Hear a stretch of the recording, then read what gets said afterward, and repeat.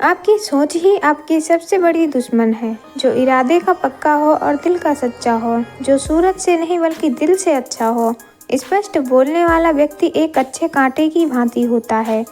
इसमें थोड़ी देर के लिए दर्द जरूर होता है, लेकिन फ़ायदा ज़िंदगी भर रहता है। अगर आप किसी को एक बार माफ़ करते हो तो आप समझदार हो। अगर आप उस व्यक्ति को दूसरी बार माफ़ करते हो तो बहुत ही धर्मदिल हो।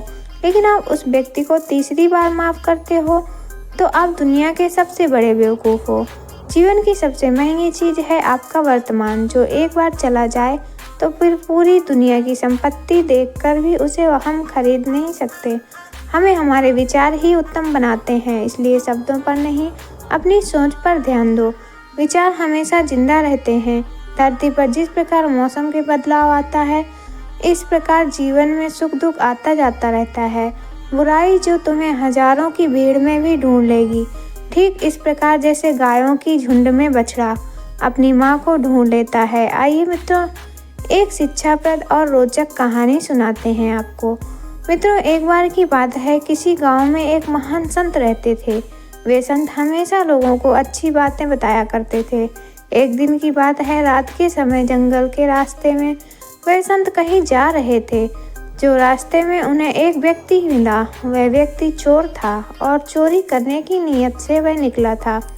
उस संत ने देखा, जब चोर की नज़र मुझे नहीं आता है, क्योंकि मैंने कभी किया ही नहीं और उसके बारे में मुझे जानकारी भी नहीं है। मैं पढ़ा लिखा भी व्यक्ति नहीं हूँ और ना ही मेरे पास इतना धन है कि मैं कोई व्यापार कर सकूँ। यदि मैं ये काम छोड़ दूँ तो फिर मेरे परिवार का क्या होगा, उनका पालन पोषण कैसे होगा। उसका उत्तर सुनकर वह संत कहने लगे, अरे भाई, अच्छा तो ठीक है, तुम ये धंधा करो, परंतु हमारी एक बात मान लो। उस चोर ने कहा कि आज्ञा दीजिए गुरुवर, आपका आदेश मेरे लिए अमूल्य है। संत ने कहा, पहले वादा करो कि तुम मेरी बात को जरूर मानोगे। चोर ने वादा किया और कहा, आप जो भी कहेंगे मैं आज से वही करूँगा। उस संत ने कहा कि आज से तुम किसी भी परिस्थिति में झूठ मत बोलना, हमेशा सत्य बोलना, तुम्हारा कल्याण होगा। ये सुनकर संत अपने रास्ते को चल दिए।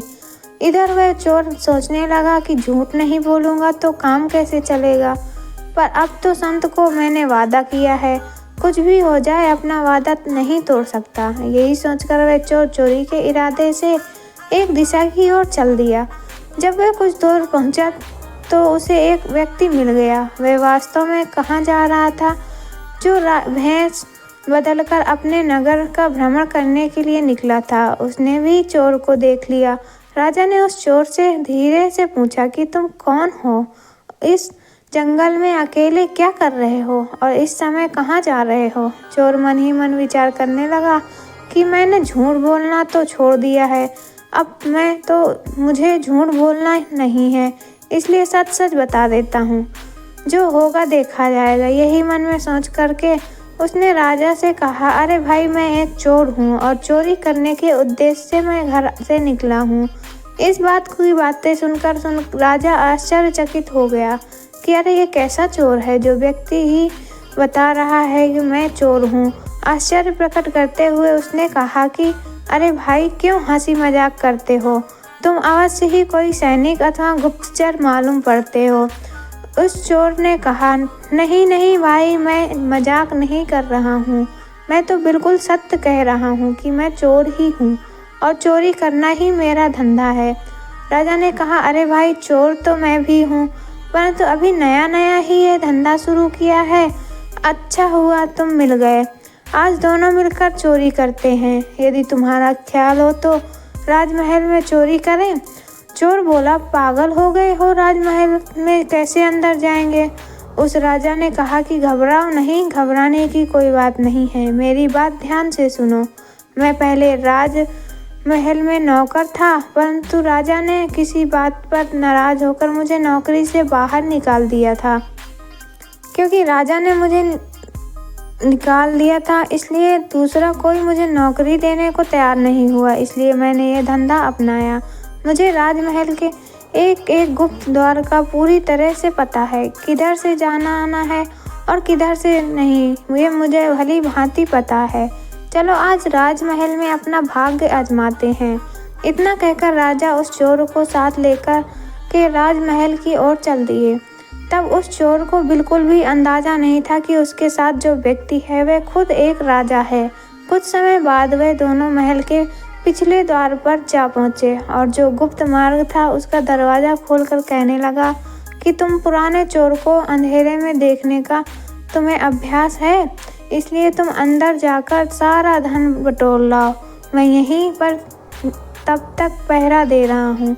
चोर ने कहा, अरे भाई, इतने बड़े महल में मुझे कैसे मालूम होगा कि धन कहाँ रखा है। राजा ने उसे खजाने का पूरा पता दिया और वहाँ तक जिस तरह से पहुँचाना था वह सारी युक्ति उस चोर को समझा दी। चोर अब अंदर घुसा और खजाने के द्वार पर पहुँचा। वहाँ दीवार पर एक चरखी लगी हुई थी। उस चरखी को घुमाते ही वह द्वार खुल गया। चोर ने देखा कि वहाँ तो अनेकों बड़े बड़े मजबूत बक्से रखे हुए हैं जिनसे बड़े बड़े ताले लगे हुए हैं। उसने चाबियाँ का गुच्छा तथा कुछ दूसरे औजार निकाले और एक बक्से का ताला खोलने की कोशिश करने लगा, परंतु उसकी सारी कोशिश बेकार हो गई। उसने यह सोचकर कमरे में चारों तरफ नज़र दौड़ाई कि शायद कोई लोहे की सलाह वगैरह कुछ मिल जाए। तभी उसकी निगाह एक बक्से पर पड़ गई जो कुछ छोटा था और वो एक बड़े बक्से के ऊपर रखा हुआ था। उस चोर ने देखा, उसने कहा और उसने उसका ताला खोलने की कोशिश की। थोड़ा सा ही प्रयास किया और उस बक्से का ताला खुल गया। उसने ढक्कन हटाकर देखा तो उसमें एक छोटा सा और बक्सा था और उस बक्से के अतिरिक्त कुछ नहीं था। उसने जो उसके अंदर एक छोटा सा बक्सा था उसको बाहर निकाला। जैसे ही उसको ढक्कन खुला उसकी आंखें चमक उठी। उसमें 3 बहुमूल्य हीरे रखे हुए थे। उसने वह तीनों हीरे उठा लिए और वहाँ से चलने लगा। तभी उसके दिल में विचार आया कि हीरे तो 3 हैं और हम दोनों इसका आधा आधा भाग कैसे करेंगे। मैं झूठ बोलकर एक हीरा अधिक अपने पास रख लूँ। यह मैं करूँगा नहीं, क्योंकि मैंने झूठ ना बोलने का वादा किया है और इतने बड़े संत से किया है, जो संत हमेशा दूसरों का भला करते हैं और सदैव सत्य बात बोलते हैं। मैंने ऐसे संत से वादा किया है। यही सोचकर उस चोर ने एक हीरा उस बक्से में वापस रख दिया और वह महल से बाहर निकल आया। बाहर आकर उसने राजा से कहा, ये 2 हीरे लाया हूँ, एक तुम्हारा है और एक मेरा है। यह कहकर उसने एक हीरा राजा को दे दिया और दूसरा हीरा अपने पास रख कर चला गया। उसके जाने के बाद राजा ने सोचा कि हीरे तो संदूक में 3 थे, फिर उसने यह क्यों कहा कि मैं 2 हीरे लाया हूँ, चलकर देखना चाहिए। यही विचार करके राजा जब वहाँ पहुँचा तो वह देखता है कि एक हीरा उसी से छोटे से बक्से में अंदर रखा हुआ है। यह देखकर वह राजा बड़ा हैरान हुआ कि यह कैसा चोर है जो चोरी भी करता है और सच भी बोलता है। राजा ने उस खजाने का द्वार खुला छोड़ दिया और सब अपने शयन कक्ष में जाकर राजा सो गया। जब सुबह हुई और थोड़ी देर हुई तो हल्ला मच गया कि राजमहल के खजाने में चोरी हो गई। चारों तरफ यही चर्चा होने लगी कि राजा ने अपने मंत्री को बुलाया और चोर के बारे में पता लगाने के लिए कहा। राजा ने कहा कि खजाने का द्वार खुला हुआ मिला है, अवश्य ही यह किसी का काम है और अति शीघ्र उसकी जांच करो और उस चोर का पता लगाओ कि वह कहाँ रहता है और उसने चोरी क्यों की। मंत्री ने कहा कि जो आज्ञा महाराज। यह कहकर मंत्री खजाने वाले कमरे में पहुंचा। सब बक्से जैसे के तैसे रखे हुए थे, केवल एक छोटे बॉक्स का एक ढक्कन खुला हुआ था। उसमें एक छोटा सा जो बॉक्स रखा हुआ था उसको निकाल कर देखा तो उसमें एक हीरा अभी भी रखा हुआ था। मंत्री को पता था कि यह जो बक्सा है इसमें 3 बहुमूल्य हीरे थे। वह सोचने लगा कि ऐसा मालूम पड़ता है कि किसी चोर ने जल्दी में एक हीरा यहीं छोड़ दिया है। अब क्यों ना यह हीरा मैं रख लूँ, चोरी तो हुई ही है।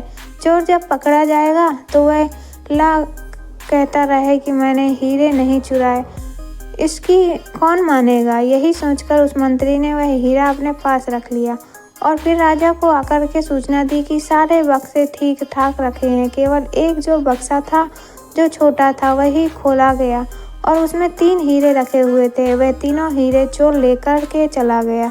मंत्री की बात सुनकर राजा मन ही मन मुस्कुराने लगा।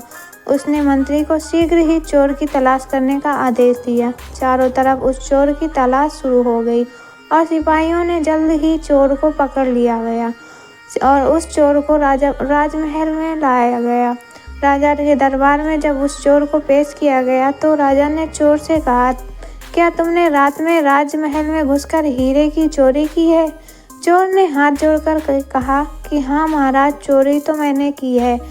मैं इसका दंड भुगतने के लिए तैयार भी हूँ, परंतु मेरे साथ एक अन्य चोर भी उसमें शामिल था। मंत्री ने पूछा, वह कौन है?